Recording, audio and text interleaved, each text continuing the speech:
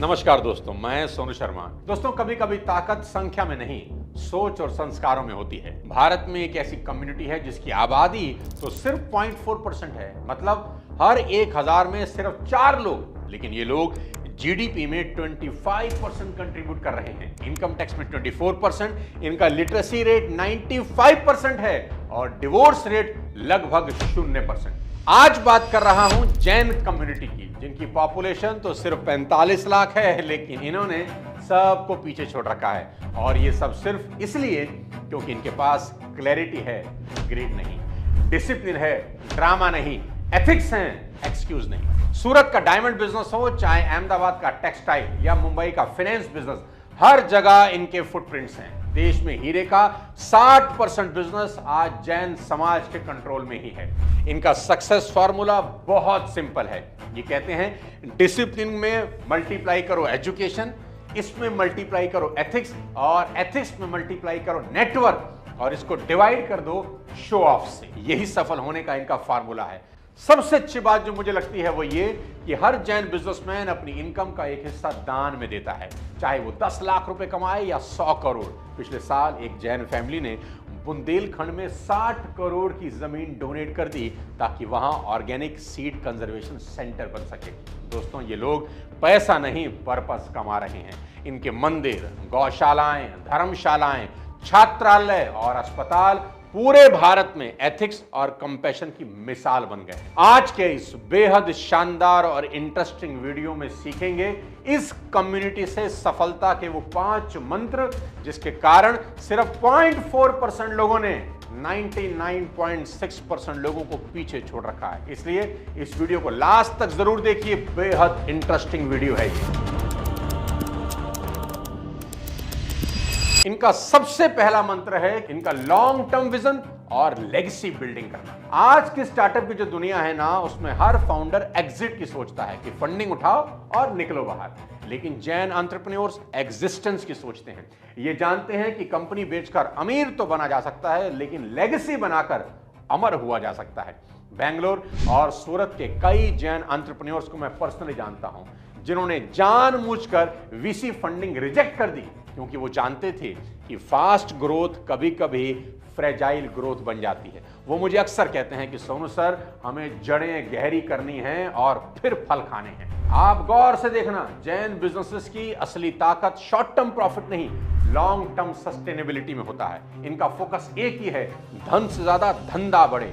2 example यहां देने बहुत जरूरी हैं, जिन्होंने मिसाल कायम की। पहला मोतीलाल ओसवाल ग्रुप और दूसरा Jain irrigation system. Motilal Oswal group की कहानी है 38 साल पहले की। 2 दोस्तों ने एक छोटी सी ब्रोकरेज डेस्क से शुरुआत करी। एक विजन था, नॉलेज फर्स्ट, प्रॉफिट लेटर।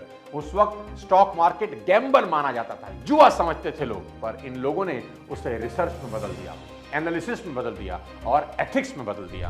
उन्होंने सिर्फ शेयर नहीं खरीदे बेचे, उन्होंने ट्रस्ट बनाया, डेटा ड्रिवन डिसिप्लिन बनाया, और आज वही मोतीलाल ओसवाल ग्रुप भारत में रिसर्च बेस्ड वेल्थ मैनेजमेंट का बेंचमार्क बन चुका है।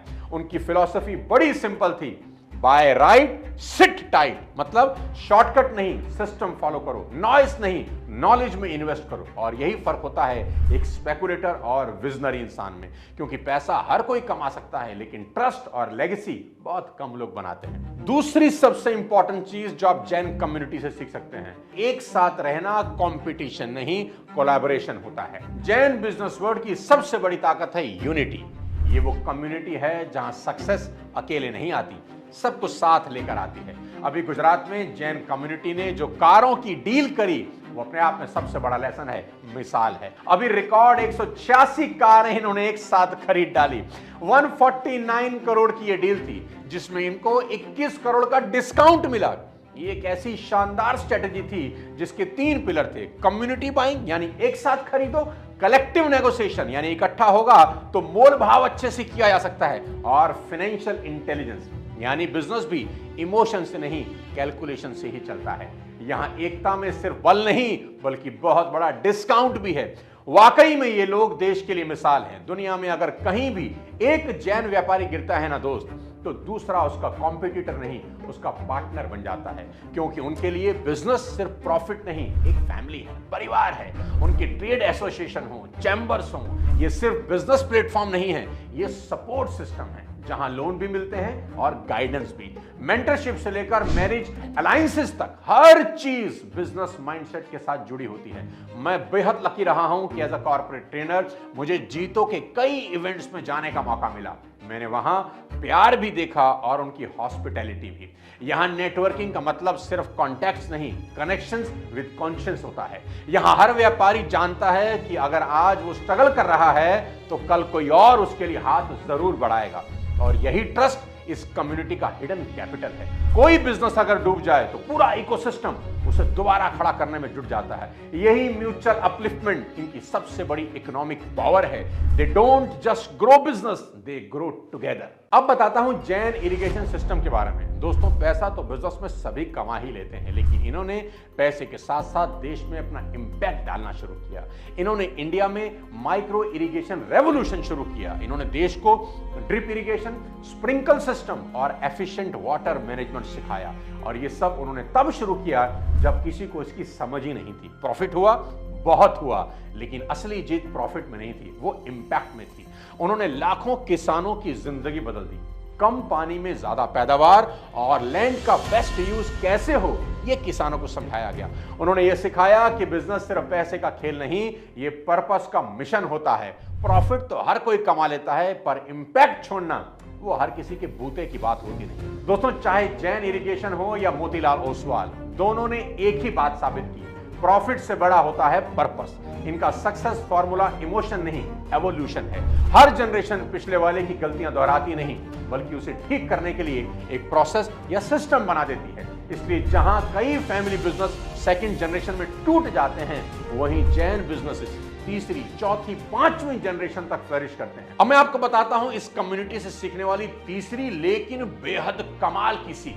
They invest emotionally before financially. Trust is the first transaction. Jain लोगों के यहां बिजनेस एक ट्रांजैक्शन नहीं, एक रिलेशनशिप होता है। ये लोग डील करने से पहले दिल जीतने में बिलीव करते हैं, क्योंकि उनके लिए ट्रस्ट सिर्फ एक वैल्यू नहीं, एक करेंसी है। दुनिया कहती है साइन द डील, लेकिन जैन बिजनेस वर्ल्ड कहता है seal the deal with trust.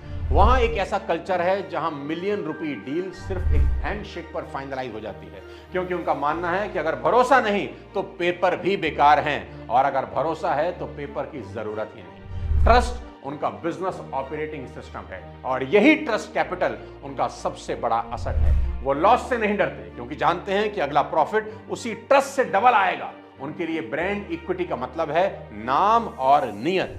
Paper contract expire हो सकता है, लेकिन रिलेशनशिप कॉन्ट्रैक्ट कभी एक्सपायर नहीं होता। इसी वजह से जैन एंटरप्रेन्योर्स हर जगह अपने साथ सिर्फ प्रोडक्ट नहीं, अपना नाम, अपना नेटवर्क और अपने वर्ड ऑफ ट्रस्ट लेकर चलते हैं। जब बाकी दुनिया पेपर साइन कर रही थे ना, ये लोग ट्रस्ट साइन कर रहे थे, और यही इनकी असली पहचान बन गई। यही कारण है कि जैन बिजनेस सिर्फ प्रॉफिट से नहीं चलता, प्रिंसिपल से चलता है, और यही प्रिंसिपल्स उन्हें दूसरों से अलग नहीं, ऊपर बना देते हैं। अब चलते हैं जैन कम्युनिटी से सीखने वाली चौथी चीज पर, बेहद गजब की है, जो कि है जनरेशनल बिजनेस माइंडसेट। यहां सबको धंधा करना है। जब भी मैं किसी गुजराती से पूछता हूं कि करना क्या है, बोलता है धंधो करना है सर, धंधो। यानी आपको यहां जॉब माइंडसेट देखने को ही नहीं मिलेगा। जैन फैमिलीज में बिजनेस कोई चॉइस नहीं, एक कल्चर ही हो गया है। बचपन से ही उनके घरों में सैलरी कितनी मिलेगी ये डिस्कस नहीं होता, टर्नओवर कितना बढ़ाया जा सकता है इस पर डिस्कशन होते हैं। जहां बाकी बच्चों को जॉब सिक्योरिटी सिखाई जाती है, वहीं जैन बच्चों को रिस्क सिक्योरिटी यानी रिस्क लेने की कैपेसिटी सिखाई जाती है। उनके घर के डाइनिंग टेबल पर मैनेजमेंट स्कूल जैसा माहौल होता है। पापा से बैलेंस शीट समझते हैं, दादाजी से कस्टमर का भरोसा सीखना सीखते हैं, और माँ से नेगोशिएशन में पेशेंस का ज्ञान ले लेते हैं। इनका इनफॉर्मल एमबीए घर पर ही पूरा हो जाता है। इनके लिए बिजनेस कोई प्रोफेशन नहीं, बल्कि एक परंपरा है, एक रिस्पॉन्सिबिलिटी है, जिसे हर जनरेशन अगले को और बेहतर बना के देती है।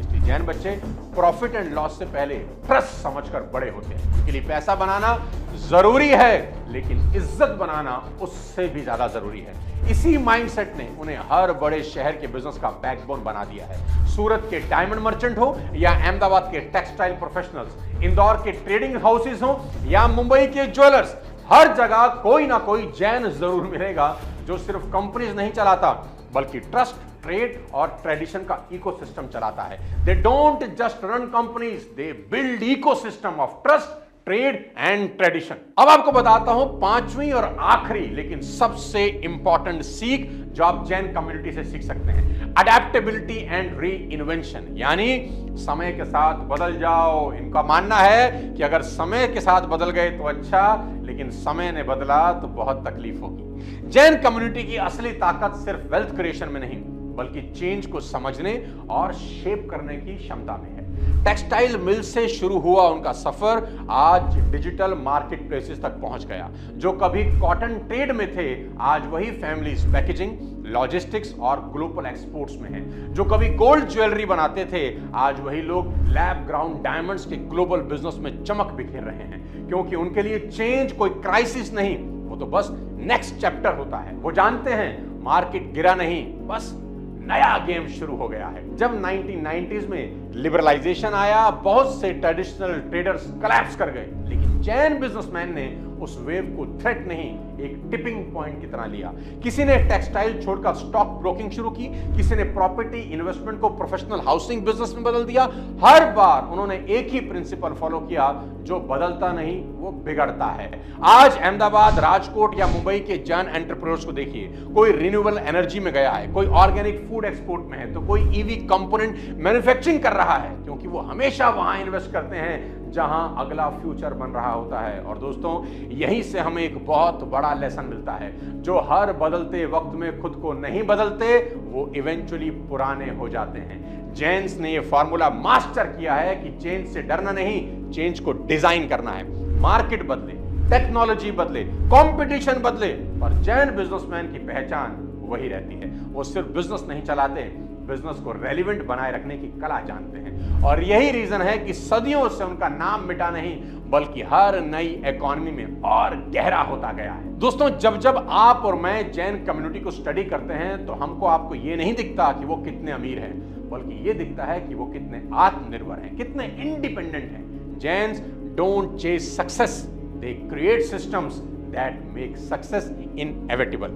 ट्रस्ट इनका कैपिटल है और पेशेंस इनकी स्ट्रेटेजी, और फेलियर है एक फाउंडेशन। आपको आज का वीडियो कैसा लगा और क्या सीखने को मिला कमेंट बॉक्स में जरूर बताइए। उन 5 इंपॉर्टेंट लेसन में सबसे इंपॉर्टेंट लेसन कौन सा लगा कमेंट बॉक्स में जरूर लिखिए, और अगला वीडियो कौन सी कम्युनिटी पर देखना चाहते हैं जरूर बताइए। जल्द ही अगले किसी और शानदार वीडियो के साथ जल्द आपसे मिलता हूं, तब तक अपने स्वास्थ्य का ध्यान रखिए। जय हिंद।